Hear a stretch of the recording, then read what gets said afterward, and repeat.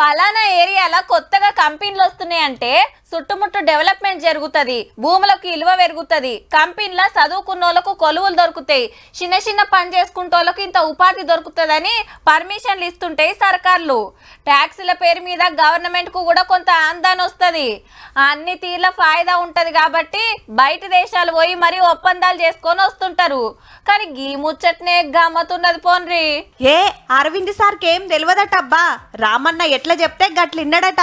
గదేనుల్లా హైదరాబాద్ లా car రేసింగ్లు పెట్టడానికి సర్కార్ permission లేకుండానే 55 కోట్లు ఇచ్చిండని ఆఫీసర్ గారికి నోటీసులు ఇచ్చే కదా కొత్త సర్కార్. లేలే నాకేం తెలియదు, అప్పుడు మా మంత్రి కేటీఆర్ గారు ఇయ్యమంటేనే ఇచ్చినా అని సమాధానం చెప్పిండు. హౌ మరి గవర్నమెంట్ కు తెలియకుండా గంత పైకం ఇచ్చేంత పవర్ ఆఫీసర్ కుంటదా? అంతా నేను చూసుకుంటా, నువ్వు ఇచ్చాయని రామన్న ఆర్డరేసినట్టుండు. సరే అని ఎలక్షన్ కోడ్ ఉన్నా క్యాబినెట్ ఓకే అనుకున్నా అప్పటి హెచ్ఎండిఏ కమిషనర్ అరవింద్ సార్ ఇచ్చినట్టుండు.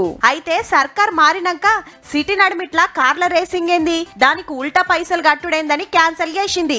రికార్డులు మర్రేస్తే ఉత్త పుణ్యానికి 55 కోట్లు ఇచ్చిండ్రని తేలే వరకు అరవింద్ సార్ కు నోటీసులు పంపిండ్రు. నాకేం తెలియదని ఆ మంత్రి గారు ఇయ్యమంటేనే ఇచ్చినా అని జరిగింది జరిగినట్టు చెప్పిండన్నట్టు. అప్పట్లా రామన్న ముఖ్యమైన మంత్రాయే, ఇది కరెక్ట్ కాదు అది రూలు అని ఎదురు చెప్పే తాకత్ ఎవ్వరికి లేకుండే. మరిప్పుడు గా పైకం వాపస్ వస్తుందా? అటేనా? కాళేశ్వరం ప్రాజెక్టు కథ సుత గిట్లనే అయింది. డిజైన్లు కరెక్ట్ లేవని తెలిసినా పెద్ద సార్ మాట కాదనలేక ఓకే చేసినందుకు ఇప్పుడు పెద్ద ఇంజనీరు కొలువుకు రాజీనామా చేయాల్సి వచ్చే.